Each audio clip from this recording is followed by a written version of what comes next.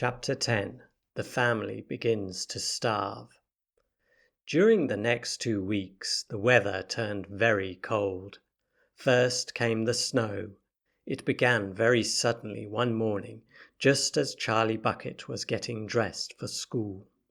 Standing by the window, he saw the huge flakes drifting slowly down out of an icy sky that was the color of steel.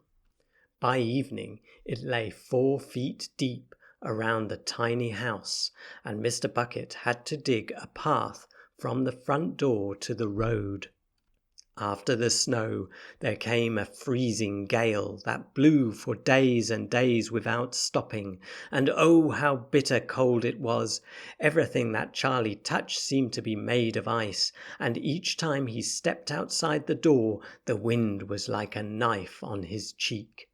Inside the house, little jets of freezing air came rushing in through the sides of the windows and under the doors, and there was no place to go to escape them. The 4 old ones lay silent and huddled in their bed, trying to keep the cold out of their bones. The excitement over the golden tickets had long since been forgotten. Nobody in the family gave a thought now to anything except the 2 vital problems of trying to keep warm and trying to get enough to eat. There is something about very cold weather that gives one an enormous appetite. Most of us find ourselves beginning to crave rich steaming stews and hot apple pies and all kinds of delicious warming dishes, and because we are all a great deal luckier than we realize, we usually get what we want, or near enough.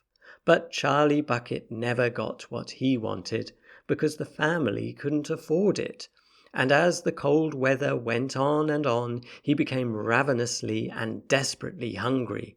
Both bars of chocolate, the birthday one and the one Grandpa Joe had bought, had long since been nibbled away, and all he got now were those thin cabbagey meals 3 times a day. Then, all at once, the meals became even thinner. The reason for this was that the toothpaste factory, the place where Mr. Bucket worked, suddenly went bust and had to close down. Quickly, Mr. Bucket tried to get another job, but he had no luck. In the end, the only way in which he managed to earn a few pennies was by shoveling snow in the street. But it wasn't enough to buy even a quarter of the food that 7 people needed. The situation became desperate. Breakfast was a single slice of bread for each person now, and lunch was maybe half a boiled potato.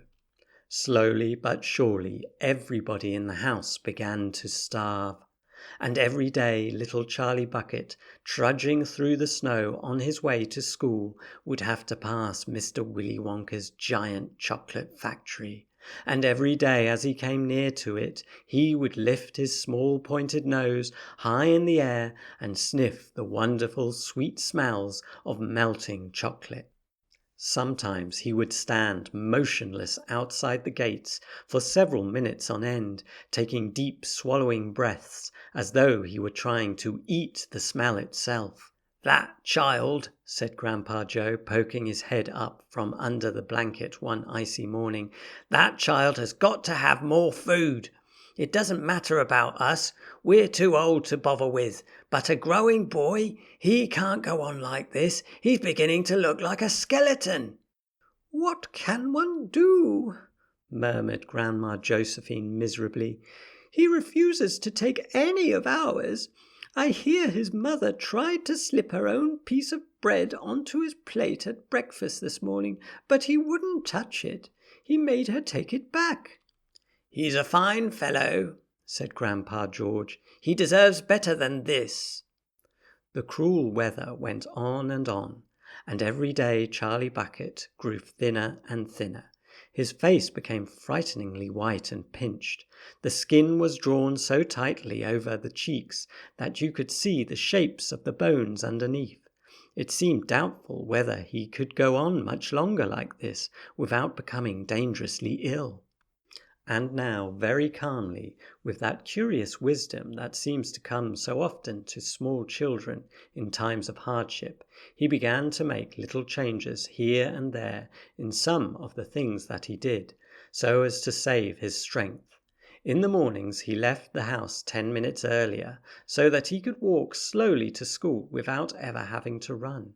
He sat quietly in the classroom during break, resting himself, while the others rushed outdoors and threw snowballs and wrestled in the snow. Everything he did now, he did slowly and carefully to prevent exhaustion. Then, one afternoon, walking back home with the icy wind in his face and, incidentally, feeling hungrier than he had ever felt before, his eye was caught suddenly by something silvery lying in the gutter, in the snow. Charlie stepped off the curb and bent down to examine it. Part of it was buried under the snow, but he saw at once what it was. It was a 50-pence piece. Quickly he looked around him. Had somebody just dropped it? No, that was impossible because of the way part of it was buried.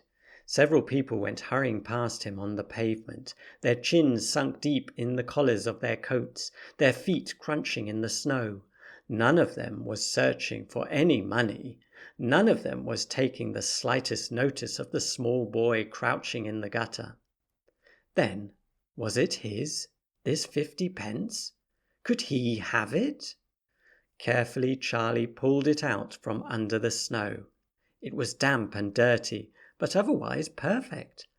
A whole 50-pence! He held it tightly between his shivering fingers, gazing down at it. It meant one thing to him at that moment, only one thing. It meant food. Automatically, Charlie turned and began moving towards the nearest shop.